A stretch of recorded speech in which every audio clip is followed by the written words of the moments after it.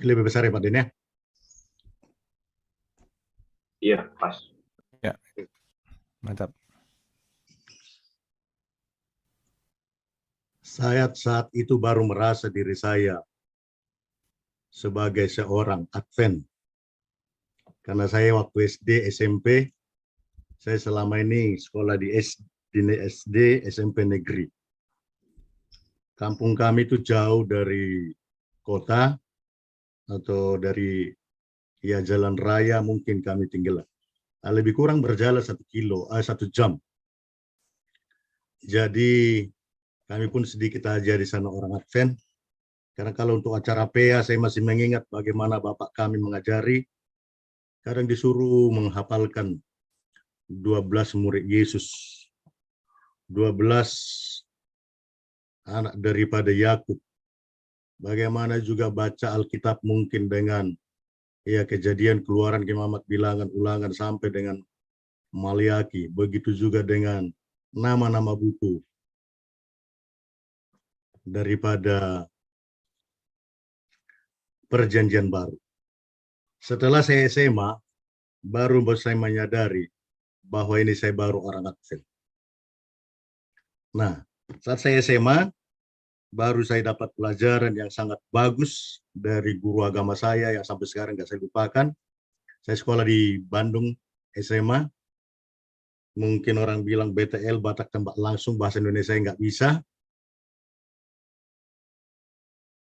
Ada guru agama saya, bagi saya sampai sekarang itu sangat berkesan, sehingga setiap pelajaran agama, maka dibuatlah kita judulnya Acak.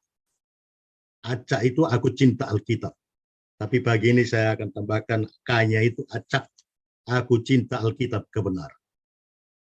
Dari sana saya banyak mendapatkan perubahan. Tadinya saya pemalu, tadinya saya juga nggak berani lihat orang, dan saya juga menyadari bahwa saya bisa khotbah itu di Jemaat Setiabudi. Ada teman saya di sana yang kuliah di Unpad, namanya Pak Sarmin Ginting. Ya mungkin sekarang saya notaris di Sibolga. Ada lagi namanya teman saya Suprasta. Ada orang tuanya di Lawang, Pak Rustam. Mereka inilah yang memberikan semangat-semangat kepada saya. Bagaimana supaya saya berani. Ya, karena saya juga di Bandung dulu jual koran, ya malu-malu. Dan akhirnya saya baru di situ bisa belajar berkhotbah. Dan puji Tuhan, sejak saat itu sampai sekarang pun Tuhan percaya untuk memberikan khotbah. Dan saya terima kasih diberikan kesempatan pada saat kita membagikan firman Tuhan. Sesungguhnya firman Tuhan bukan hanya untuk orang lain, tapi juga untuk diri saya juga menguatkan supaya saya juga lebih banyak menggali, lebih banyak berdoa untuk belajar Alkitab. Saya menyadari sangat banyak Alkitab ini merubah saya. Tentunya nanti mungkin di akhir pembahasan ini, saudara-saudara bisa mendapatkan sesuatu yang tentunya kita harus lebih rajin baca Alkitab, khususnya di akhir zaman. Mungkin sejak itu saya tahun 1985 sampai sekarang, saudara-saudara, masih rajin baca Alkitab. Kalau dulu saya baca Alkitab setiap hari 3 pasal sehari, dan pada hari Sabat saya baca waktu itu 5 pasal, dan maka saya setiap tahun akan menyelesaikan Alkitab dari Kejadian sampai Wahyu. Namun, mungkin kalau dilihat dari tahun 1985 sampai 2023, saya sudah 37 kali baca Alkitab, jalan 38. Namun setelah COVID ini, setelah lama-kelamaan, saya juga menyadari bahwa belajar Alkitab itu bukan karena ngebut, bukan karena banyaknya. Akhirnya saya ambil kesimpulan bahwa ada juga saya dengarkan pengkhotbah para pendeta bahwa baca Alkitab itu mungkin nggak banyaknya 1 pasal, tapi mungkin lebih diteliti, lebih mengerti. Akhirnya saya membaca Alkitab. Ada Alkitab di tangan saya, King James Version. Ya, King James Version ini dikatakan lebih mendekati bahasa aslinya. Saya coba lihat catatan saya, karena setiap Alkitab yang saya baca selalu saya tandain tanggal berapa, hari apa, tanggal berapa saya baca mulai dan selesai kapan. Ini saya baca Alkitab King James Version ini, saya coba melihat tanggal 1 Januari tahun 2000. Hari itu, saat itu hari Sabat. Dan kemarin berakhir dalam buku Wahyu 22 tanggal 5 April 2023. Saudara-saudara, berarti saya hampir baca ini 2 tahun lebih, satu pasal, satu Alkitab. Ya. Dan di depan saya sudah juga punya Alkitab yang baru. Hari ini saya akan baca lagi terus Kejadian pasal 1. Mudah-mudahan saudara-saudara juga terus rajin baca Alkitab. Saya secara pribadi banyak sekali diubahkan oleh Alkitab ini. Ayat inti kita pada pagi hari ini diambil dari 2 Timotius 3, 16 dan 17. Segala tulisan yang diilhamkan Allah memang bermanfaat untuk mengajar, untuk mendidik kesalahan, untuk memperbaiki kelakuan, dan untuk mendidik orang dalam kebenaran. Jadi Alkitab ini mengajarkan kepada saya tadinya pemalu, tadinya takut, akhirnya saya bisa jadi mengajar. Bahkan menyatakan banyak kesalahan saya dan perilaku saya nggak benar. Tapi saya terus dituntun supaya dididik menjadi kebenaran. Dengan demikian tiap-tiap manusia kepunyaan Allah diperlengkapi untuk setiap perbuatan baik. Jadi tentunya kalau kita umat-umat Tuhan dikatakan umat Advent harus lebih baik daripada orang lain. Kenapa? Tiap hari mendengarkan renungan, tiap hari baca Alkitab, tiap hari berdoa. Ada kisah di Pulau Pitcairn. Mungkin saudara-saudara sudah pernah dengar kisah ini. Saya coba waktu itu ikuti juga acara Suara Nubuatan, bahkan ini juga saya pakai juga. Saya sampai bukukan ini, Hidup yang Penemuan Baru. Bahkan ini saya buat pernah di KPA saya di kantor beberapa tahun lalu. Dan sekarang sedang saya buat juga KPA di kantor. Dan saya ajarkan sekarang tentang 28 doktrin dari bukunya Pendeta Dr. Milton Pardosi. Kami sekarang sudah ada di bab keempat tentang Roh Kudus. Di bab pertama itu adalah tentang kealahan, kedua tentang Alkitab, dan kedua pertama tentang Alkitab, kedua tentang kealahan, baru Allah Bapa, Allah Anak, dan sekarang tentang Roh Kudus. Ya, kami setiap hari Jumat mengadakan itu, kira-kira jam 1 atau jam 2. Atau jam 2 sampai jam 3 saya katakan seperti hari Jumat. Yesus katakan, sudah selesai setiap jam 3. Ya, sudah selesai, kita kadang-kala ibadah jam 3 paling lambat di hari Jumat. Saudara-saudara tahu mungkin kisah daripada Pulau Pitcairn ini. Ya. Pulau Pitcairn ini jajah daripada Inggris. Dan Pulau Pitcairn ini saya coba tadi malam search dari internet. Mereka ini tidak tersentuh dengan COVID. Coba kita lihat sedikit keterangannya. Mereka ini mabuk dan berkelahi sebelum datang Alkitab. Mereka paling jahat di sana, berantem tok kerjanya. Bukan hanya laki-laki, laki-laki sama perempuan rusak, mabuk-mabukan, minum-minuman semua. Coba kita lihat. Ini dikisahkan di dalam buku ini, di dalam Penemuan Baru ya. Tapi mungkin sampai sekarang saya pikir masih relevan bagaimana kisah ini membawa kita berubah. Beberapa pemberontak terkenal yang menenggelamkan kapal Inggris pun akhirnya terdampar dan tinggal dengan wanita pribumi di pulau terpencil Pitcairn, Pasifik Selatan. Kelompok ini terdiri dari 9 pelaut Inggris, pria Tahiti, 6 pria Tahiti, 10 wanita Tahiti, seorang gadis berumur 15 tahun. Seorang dari pelaut itu menemukan bagaimana menyuling alkohol, dan segera seluruh pulau di pulau itu rusak karena mabuk-mabukan, perkelahian antara pria dan wanita di situ berkembang menjadi saling melakukan kekerasan. Kenapa? Ya betul, kalau orang tidak baca Alkitab, kalau orang nggak rajin berdoa, banyak saja mungkin hal-hal yang jahat. Ya, sama seperti kita tahu itu pelajari sekolah sahabat kita tentang bagaimana masa kegelapan. Tidak ada di sana kedamaian. Berikutnya dikatakan bahwa mereka berubah oleh karena baca Alkitab. Setelah beberapa waktu kemudian, mereka akhirnya yang hidup di pulau itu ada tinggal hanya satu bernama Alexander Smith menemukan Alkitab di peti kapal. Ya, ia mulai membacanya dan mengajarkan orang lain apa yang dikatakan Alkitab itu. Sementara yang melakukan itu hidupnya sendiri berubah. Diharapkan setiap orang yang rajin baca Alkitab akan berubah hidupnya. Saya katakan bahwa kita supaya bisa mengikuti seluruh acara kebaktian, apakah itu renungan pagi, renungan malam, apakah itu acara khotbah, acara sekolah, acara apa saja di dalam hal rohani, dasarnya harus kuat dulu pondasi baca Alkitab. maka dia akan nyambung ke semua acara itu. Ia mulai membacanya dan mengajarkan kepada orang lain, akhirnya membawa dirinya berubah. Dan demikian pun akhirnya mengubah kehidupan semua orang yang berada di pulau itu. Setelah saya berubah, maka orang lain akan berubah. Nah, saya baca satu tulisan di Inggris, di Nissan ya. Dikatakan begini, bahwa ada seseorang mau merubah dunia ini, tapi dia tidak bisa merubah dunia ini. Ya. Akhirnya dia mau berubah Inggris, Inggris pun nggak berubah. Akhirnya dia mau berubah kotanya, kotanya pun nggak berubah. Gerejanya mau dirubah, nggak berubah juga gereja. Dia mau berubah keluarganya, nggak berubah juga keluarga. Akhirnya makin lama makin tua di Nissan itu dikisahkan bahwa dia menyadari seharusnya saya harus berubah dulu. Begitu dia berubah, maka istrinya berubah, keluarganya berubah, gerejanya berubah, kotanya berubah, dunia pun berubah. Perubahan itu harus mulai dari apa? Diri sendiri. Jangan kita suruh anak kita, istri kita, orang lain bacal kita, kita aja nggak bacal. Ya? Orang-orang pribumi ini sangat terisolasi dari dunia luar sampai datangnya kapal Topaz dari Amerika pada tahun 1808. Para awak kapal menemukan pulau itu suatu masyarakat yang mengagumkan, makmur tanpa whisky, tanpa penjara, tanpa kejahatan. Setelah mereka baca Alkitab, dan Alkitab itu merubah pembaca itu, dan dia juga membagikan kepada orang lain pun berubah.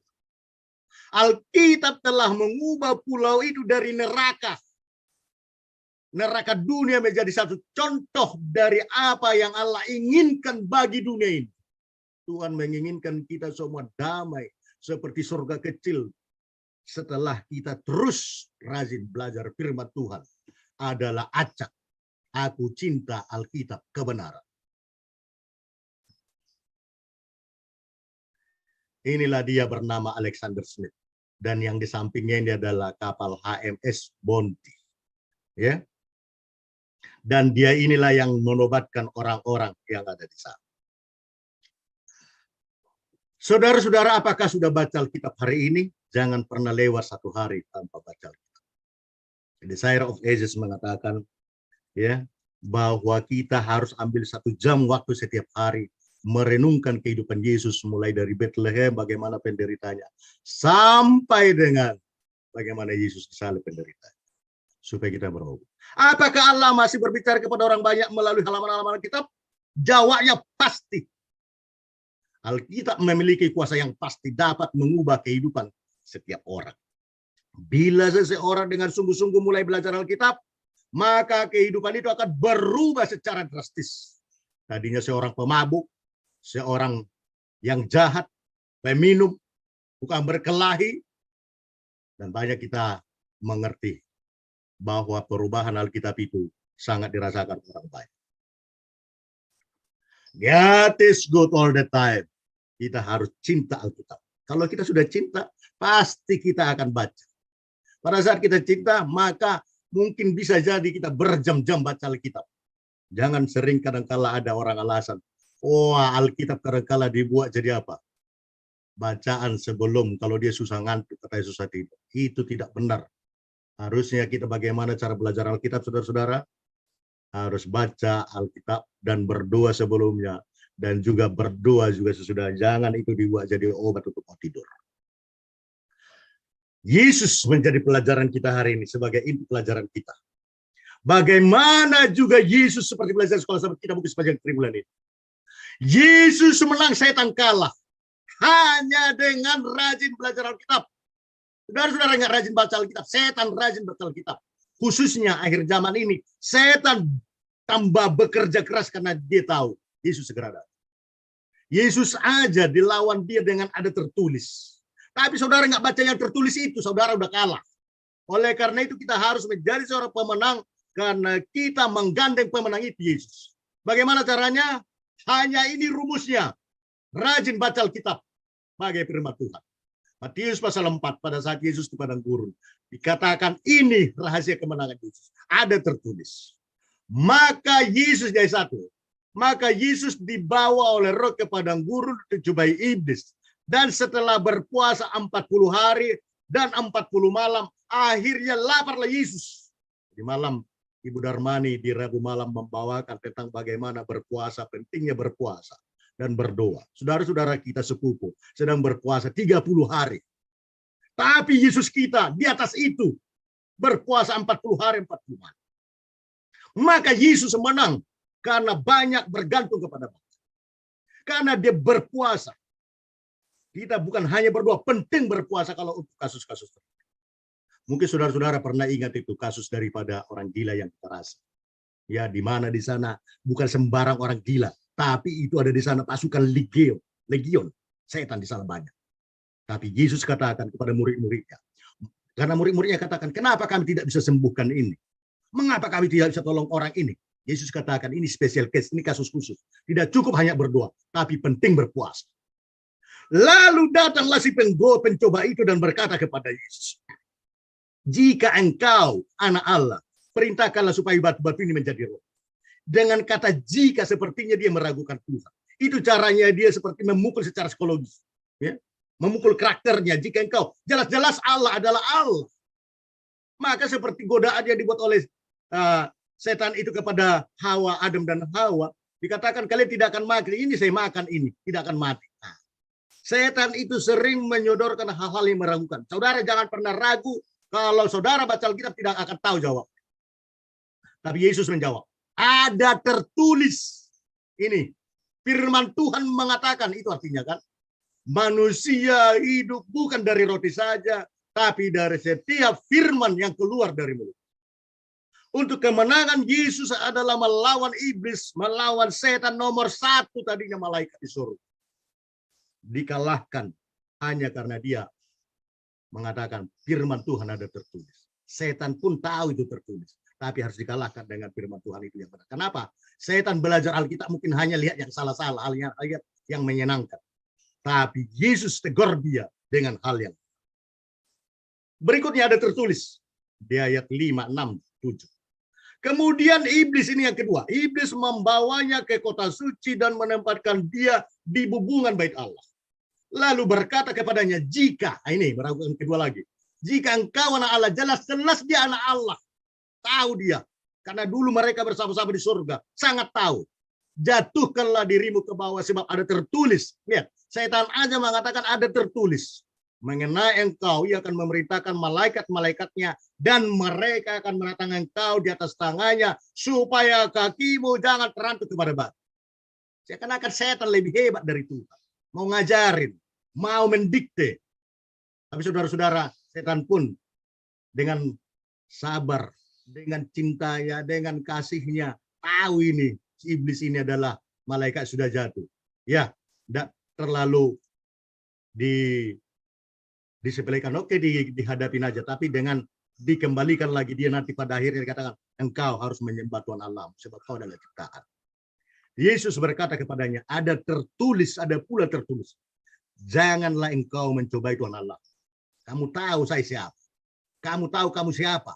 Kamu itu ciptaan. Ini Tuhan.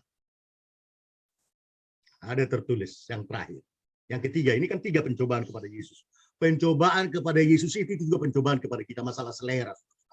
Masalah selera makan, masalah harta, masalah kekuasaan. Itu yang sampai sekarang juga masih pencobaan kepada kita.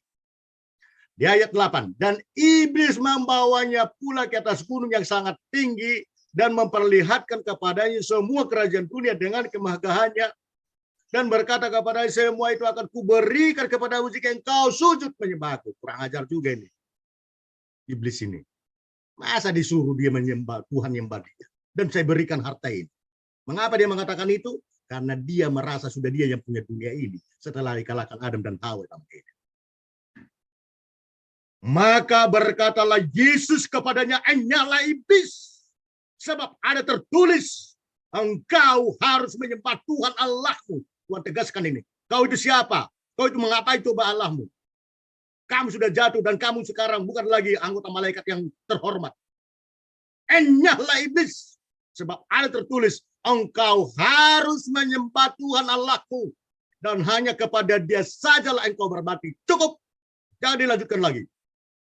Lalu iblis kalah meninggalkan Tuhan. Dan lihatlah, malaikat-malaikat datang melayani Yesus.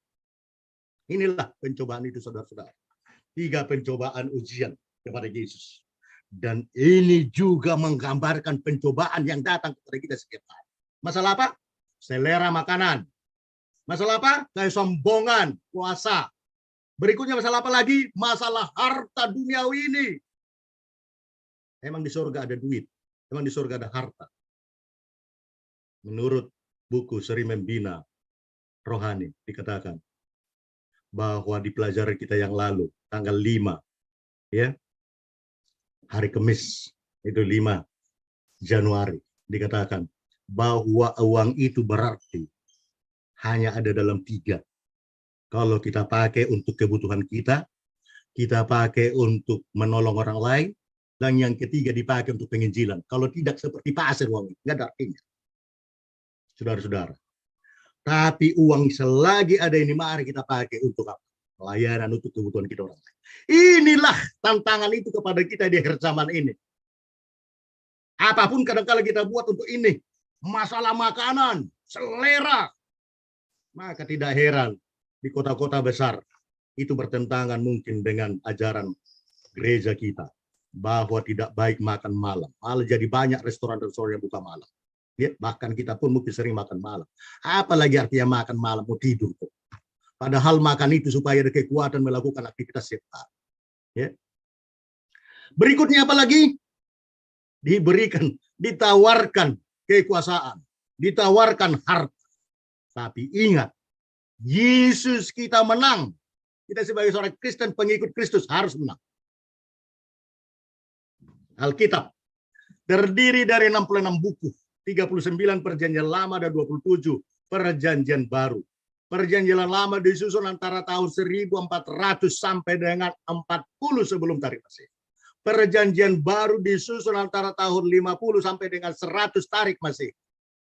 Nabi Musa memulai dengan 5 buku pertama dalam Alkitab sekitar tahun 1400 sebelum tarik Masehi. Ya. Kalau orang Batak ini mungkin lebih jelas lagi. Ada Musa, 2 Musa, 3 Musa, 4 Musa, 5 Musa. Ini jelas bahwa yang menulis itu adalah Musa. Artinya dari Kejadian sampai Ulangan. Kalau bahasa Bataknya seperti itu. Ada Musa, 2 Musa, 3 Musa, 4 Musa, 5 Musa. Artinya itu bukunya si Musa lah semua itu. Kejadian, Keluaran, Imam. Dia lah penulisnya. Sekitar berapa? 5 buku itu. Sekitar tahun 1400 sebelum tarik Masehi. Rasul Yohanes menulis buku Wahyu. Sekitar tahun 95 tarik Masehi. Dalam ini dikisahkan di sini, saudara-saudara, semua di sini. Dalam masa 1500 tahun antara penulisan buku pertama dan buku terakhir Alkitab, sekurang-kurangnya 38 nabi memberikan sumbangan penulisan Alkitab itu. 1189 pasal seluruh Alkitab. 31.173 ayat. Itu jelas. Kalau kita pun tidak bisa selesaikan baca-baca buku motivasi setiap hari atau setiap bulan, komitmen kita mungkin sepanjang tahun, paling tidak saudara-saudara, saya anjurkan, selesaikan baca Alkitab, maka saudara sudah menyelesaikan 66 buku. Nggak perlu banyak baca buku dunia-dunia, karena semua apapun rahasia dunia ada di Alkitab ini. Kisah Para Rasul 17 ayat 11. Ini tentang orang-orang Barea. Ya, sama-sama orang Tesalonika. Yang ada di Tesalonika berbeda dengan orang Yahudi yang ada di Tesalonika, berbeda dengan orang Yahudi yang ada di Barea. Ini rahasianya, rumusnya. Kisah Para Rasul 17 ayat 11. Orang-orang Yahudi di kota itu, kota apa itu saudara? Kota Barea. Lebih baik hatinya daripada orang-orang Yahudi di Tesalonika. Rahasianya karena mereka menerima firman itu dengan segala kerelaan hati. Dan setiap hari mereka menyelidiki kitab suci. Setiap hari. Jangan pernah lewat sehari gak menyelidiki Alkitab. Supaya saudara menjadi orang Advent yang lebih baik. Menjadi orang Kristen yang lebih baik. Apa dikatakan? Setiap hari mereka menyelidiki kitab suci untuk mengetahui apakah benar demikian. Boleh saja orang mengatakan ini khotbah itu. Bagaimana orang bersaksi ini dan itu. Bisa saja itu menyimpang. Tapi kalau saudara baca Alkitab tidak akan pernah menyimpang. Saudara akan tahu itu benar demikian. Firman Tuhan adalah pelita. Mazmur 119 ayat 105. Firman-Mu itu pelita bagi kakiku dan terang bagi jalan. Mengapa perlu terang? Mengapa perlu pelita? Kalau lagi siang hari, nggak perlu pakai itu, pakai lampu. Karena sudah terang. Karena langsung terangnya dari surga. Tentu. Malam-malam kegelapan, di situlah perlu terang. Kita sekarang sedang ada dalam kegelapan, maka umat-umat Tuhan ini harus jadi terang dan garam. Supaya orang lain mengenal kebenaran Tuhan melalui firman. Roma 10 ayat 17 dikatakan, jadi iman timbul dari pendengaran. Dan pendengaran oleh apa? Oleh firman Tuhan. Saudara-saudara, supaya iman saudara makin bertumbuh, makin berkembang, harus banyak mendengarkan firman Tuhan. Saya bersyukur, berterima kasih dengan renungan kita pagi ini. Sudah mungkin lebih 2 tahun. Kalau tahunnya mungkin 3 tahun. Tapi pelaksanaannya 2 tahun. 2021 terus setiap hari. Ya. Dan yang luar biasa di sini adalah menurut saya Pak Denny. Tiap hari dia nyanyi terus. Ini artis daripada Duku Kupang ini. Ya, nyanyi tiap hari. 2 kali mungkin pagi setelah pembukaan dan selesai. Ya. Kita ini kadang khotbah mungkin hanya sekali-sekali. Tapi Pak Denny tiap hari buka Zoom, tiap hari dia nyanyi. Ya. Dan tentunya banyak perubahan dengan acara ini. Kisah ayah saya sebagai penutup. Ayah saya tadinya adalah seorang berjemaat gereja HKBP. Pamannya adalah Eporus. Mungkin kalau seperti kita ini, Eporus itu seperti ketua UNI lah kali ya. Jadi dia ini dibimbing, diajarin, begini ya, Berea, begini ya, ponaanku. Jangan pernah baca kitab Daniel ya, dan kitab Wahyu. Nanti kamu gila. Karena mereka tidak bisa terjemahkan itu. Tapi diam-diam ayah saya ada KKR waktu itu di Taruto. Ada KKR dari orang Advent. Terus mungkin tentang Wahyu ini atau Daniel. Diam-diam bapak saya malam-malam baca. Buka kitab Wahyu pasal 1 ayat 3. Apa di sana begini? Rupanya bukan gila saudara-saudara. Betul-betul gila dan cinta Alkitab. Makanya dikatakan, berbahagia rupanya kalau orang baca Alkitab. Berbahagialah yang membacakan. Dan mereka yang mendengarkan. Dan mereka yang menuruti apa yang tertulis di dalam firman Tuhan itu. Sebab Yesus waktunya segera datang. Saudara-saudara, kalau saudara belum mendapatkan rasa bahagia, belum berdamai dengan diri saudara, belum berdamai dengan Tuhan, belum berdamai dengan Roh, belum berdamai dengan Tuhan, baca kembali Alkitab supaya kita berbahagia. Maka setelah inilah ayah saya memutuskan dia harus mengikuti KKR itu. Dan akhirnya dia mencintai, orang yang paling dicintainya adalah mama. Ya. Dengan apa? Firman Tuhan ini nggak pernah saya lupakan ini. Bahkan waktu bapak saya sebagai tentara, perintis kemerdekaan, pejuang, dia pun kena tembak oleh Belanda. Dari pahanya hilang 2 kilo ditembak oleh Belanda. Pada saat dia tersungkur di rangselnya ada Alkitab. Maka dikatakan ini bukan pemberontak, tapi ini adalah tentara nasional, maka dibebaskan. Itu adalah kisah ayah saya yang tidak bisa saya lupakan. Ayah saya, mama saya adalah pembaca Alkitab. Dan puji Tuhan, mungkin itu juga yang membuat kami sampai bertahan sampai sekarang. Sehingga saya sampai sekarang juga masih terus baca Alkitab. Saudara-saudara, saya ajak saudara-saudara, mari kita rajin lagi, kembali lagi untuk rajin baca Alkitab. Kalau kita sudah rajin baca Alkitab, akan rajin belajar sekolah sahabat, akan rajin belajar pagi, akan rajin baca buku Roh, akan rajin ke kebaktian, akan rajin mengikuti khotbah. Dasarnya kalau kita sudah apa? Sudah kita cinta Alkitab. Kiranya Tuhan memberkati kita. Amin. Amin. Amin. Terima kasih untuk firman Tuhan yang boleh disampaikan oleh Bapak S. Hutauruk. Kita akan menutup acara kebaktian kita dengan menyanyikan lagu tutup dan nanti doa tutup akan dipimpin oleh Bapak S. Hutauruk.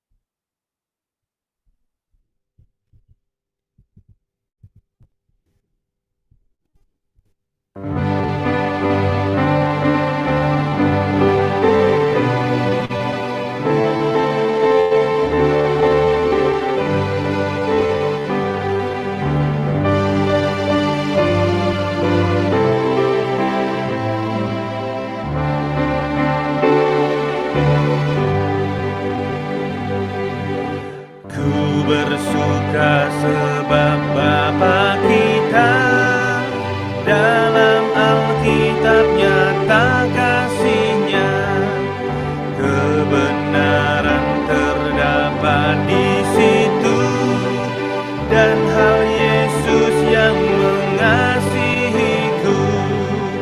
Ku bersuka sebab Yesus kasih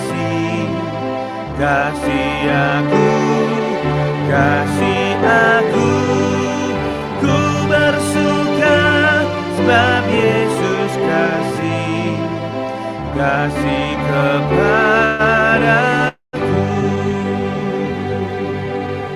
Meski ku lupa Yesus dan sesat, Dia tetap mengasihiku sangat.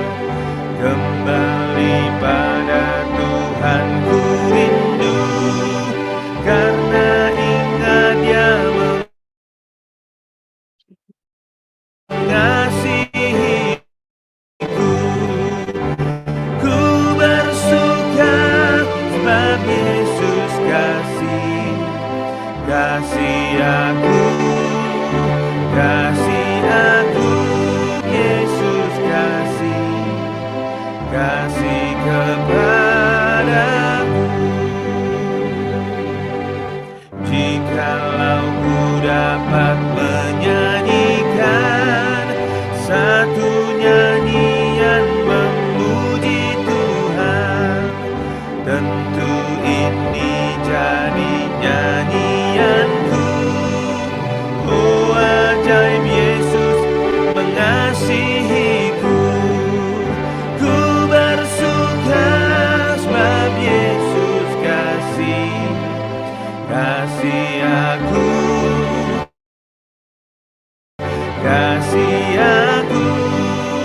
ku bersuka sebab Yesus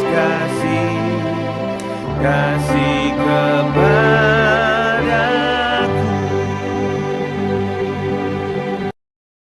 Kita minta tolong Pendeta Kus, doa tutup dan doa berkat. Terima kasih. Ya, mari kita bersama dalam doa. Terima kasih Tuhan untuk kesempatan merenungkan kembali firman-Mu pagi ini bersama dengan teman-teman Tuhan. Terima kasih boleh menggunakan Bapak Hutauruk mengingatkan kembali kepada kami untuk boleh mencintai firman Tuhan, Alkitab kami. Dan kami lebih banyak boleh mengenal tentang kebaikan Tuhan yang menuntun kami pada keselamatan. Terima kasih untuk setiap kesempatan yang kami boleh dapatkan pagi ini. Kami akan melanjutkan aktivitas kami pagi ini Tuhan, berjalanlah bersama dengan kami. Berkati kami dan sertai kami. Beri kami keberhasilan mengerjakan semua pekerjaan kami hari ini. Dan keselamatan-Mu tetap menjadi bagian kami. Dalam nama Yesus kami berdoa dan ucap syukur. Amin.